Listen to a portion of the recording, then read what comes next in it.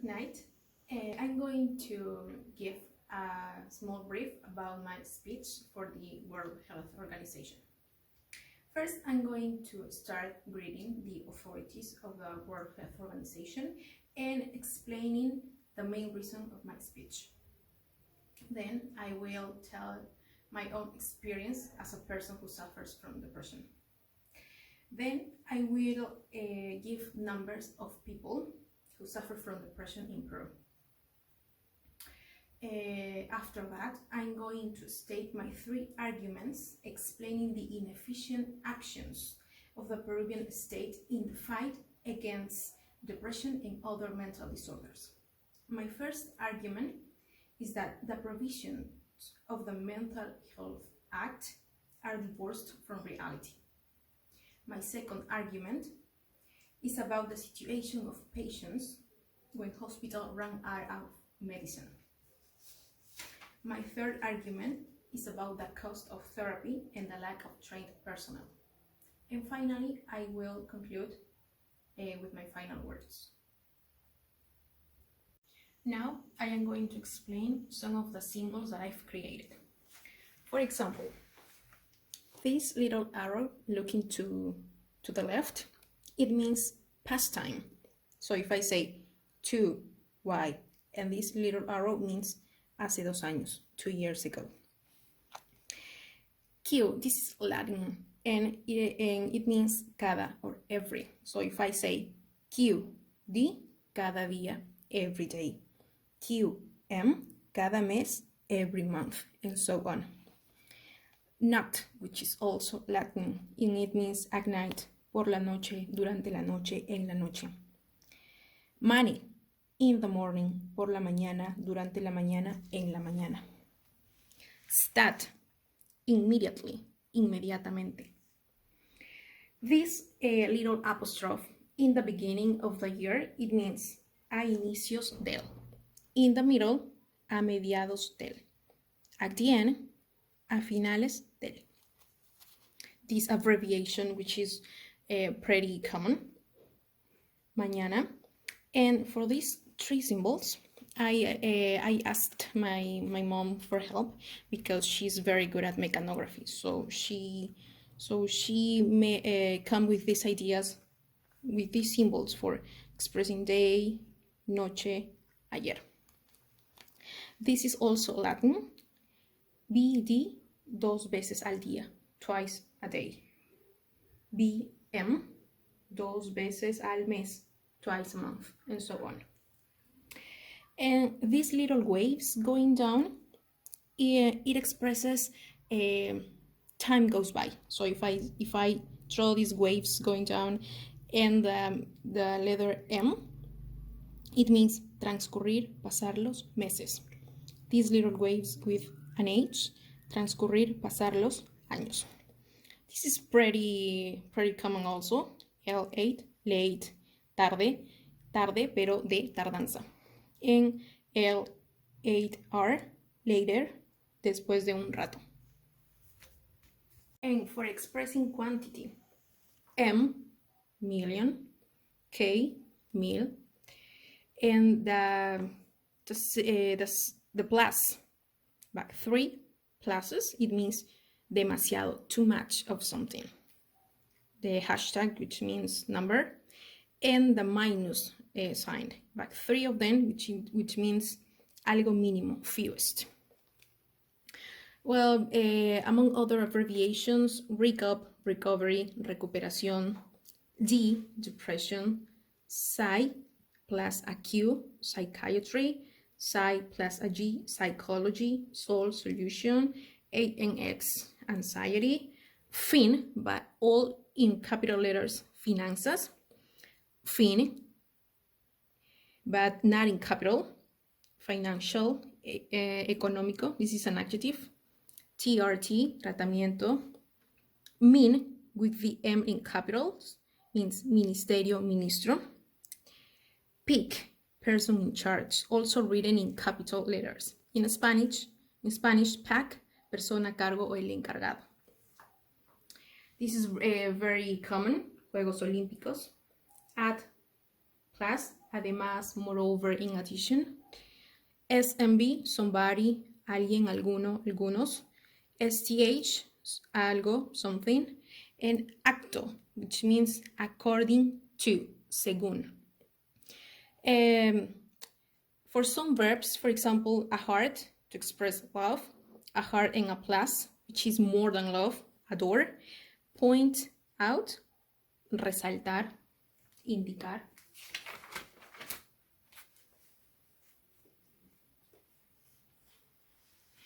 And I'm very proud of these symbols because some of them are inventions of mine.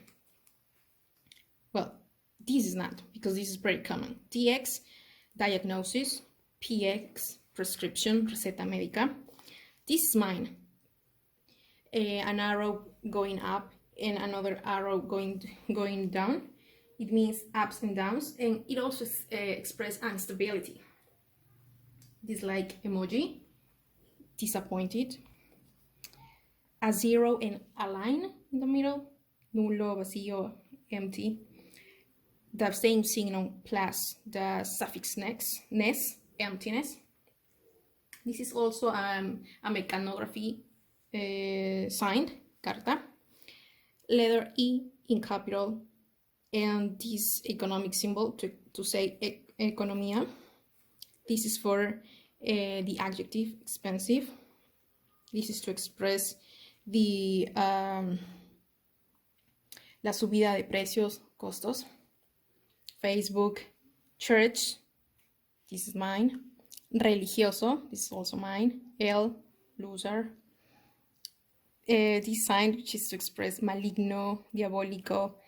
This little symbol, ir, manejar bicicleta. Q with an arrow like this, equilibrio, balance. Q and an arrow going down, desequilibrio, desbalance. A happy sun, buen tiempo, buen clima. A sad sun, mal tiempo, mal clima. This is for danger. And about the interpreting symbols, well, I have this like a little person and an I inside to say interpreter. This is for interpreting. And this is for expressing cabina de interpretación, interpreting booth.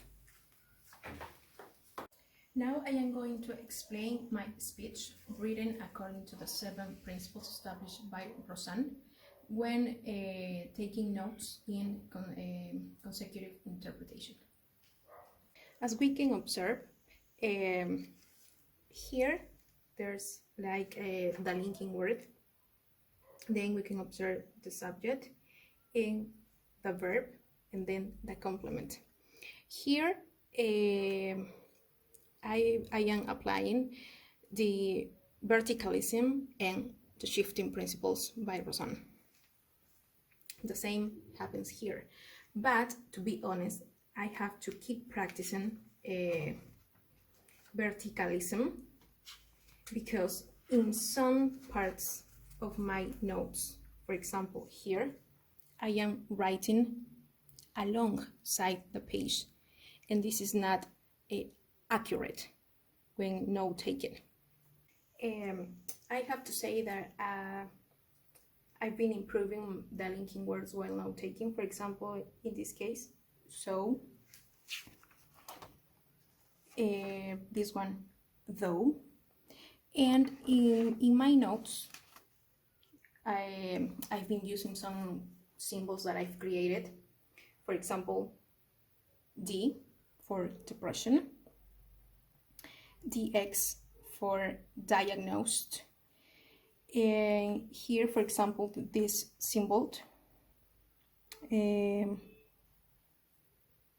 express emptiness, and this symbol like 2 arrows, one going up and one going down, is like describing a situation that is not unstable in your life.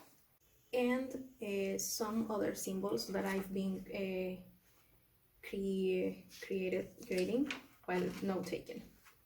In my note-taking system, I haven't respected the principle of noting the idea instead of the word, because I find this principle the most difficult of all because I keep thinking that the more words I write, the more I'm going to remember the message.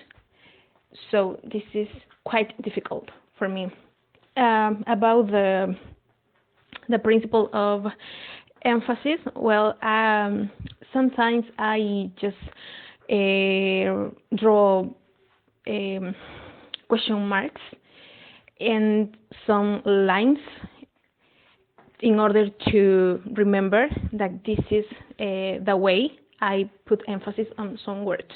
I have to say that this has been a challenging experience because translating or writing speeches with medical terminology is not quite common for me.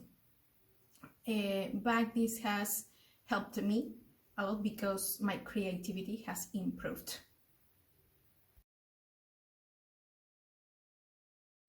Good morning, Dr. Tedros Adhanom Ghebreyesus, Director General of the World Health Organization, and members from the Executive Board. It is an honor for me to represent my country and the Peruvian youth at this extraordinary meeting, specially arranged to deal with a topic that hits me personally and deeply.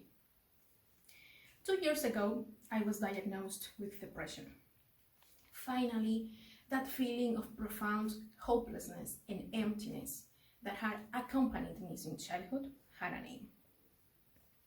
That was how I started on the road to recovery, which wasn't easy because it was a bumpy ride full of ups and downs, but allowed me to enjoy life again, enjoy my family, enjoy my friends, and most of all, enjoy myself. But I am one of the lucky ones. In Peru, 1,700,000 people suffer from depression, but only that 25% of them receive specialized treatment. Despite the fact depression is the main cause of the 80% of suicides, psychiatry is one of the medical fields with the fewest specialists. Clearly, the efforts of the Peruvian state in terms of mental health are quite inefficient. On May 23, 2019, the Act 30947, or the Mental Health Act, was enacted, which guarantees the access to health services, prevention, and treatment focusing on vulnerable population. Although, if we carefully examine the Mental Health Act, we are going to realize its provisions are divorced from reality. The Article 10 of the Mental Health Act regarding public and private services guarantees the access to mental health services to all Peruvians. That way, those people who do not have a private medical insurance will be included in the Integral Health Insurance, Seguro Integral de Salud, SIS. But is this the solution? It is common knowledge that the Integral Health Insurance is overburdened and deficient. Moreover, what about people living in the rural areas? According to some epidemiological studies on mental health published by the Ministry of Health, the prevalence of mental disorders occur far from the capital, and in the capital, the prevalence of mental disorders occur in the rural areas of Lima. As a person who was born and raised in a rural area, I have witnessed how difficult it is to find trained personnel in hospitals or healthcare centers. I remember seeking help during a difficult period of my life in the Department of Psychology of a hospital in my region, but I couldn't find the suitable help I needed because the person in charge was not an expert on depression. Now, continuing with the analysis of the Mental Health Act, let us analyze the 10th supplementary provision, which states that both private and public drugstores should keep in stock important psychotropic drugs corresponding to 30% of the monthly units. These psychotropic drugs are essential and very common in the treatment of mental disorders. But what happens when hospitals run out of medicine and patients need to purchase them in a private health center? When I was diagnosed, I was prescribed 2 daily medication for a period of 1 year. 1 year. And as I stated before, I was very lucky because my parents paid for my treatment in full. However, many people, due to the generalized stigma and misinformation surrounding depression, seek help without involving family or a partner. Psychotropic drugs are quite expensive, and I can only imagine the anxiety that depressed people feel in this situation. Many of them stop being treated due to the lack of financial means. Moving on with the economic issue, I would like to point out the cost of therapies, which are a complementary tool to pharmacological treatment.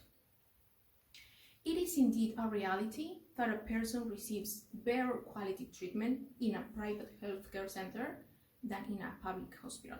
This is a reality. When I sought help in a hospital of my region, I was very disappointed by the unfavorable environments for therapies. Private consultations are quite expensive, and patients need to attend them once or twice a week. In conclusion, these are a few of several cumulative reasons that I urge the Peruvian state to take more severe actions regarding the mental health of its citizens. May the Mental Health Act be fulfilled, and not only on paper. May the next September 10th, World Suicide Prevention Day, we can have more encouraging numbers and good news against the fight depression, a disease as complicated, real, and hard as any other physical ailment. Thank you all.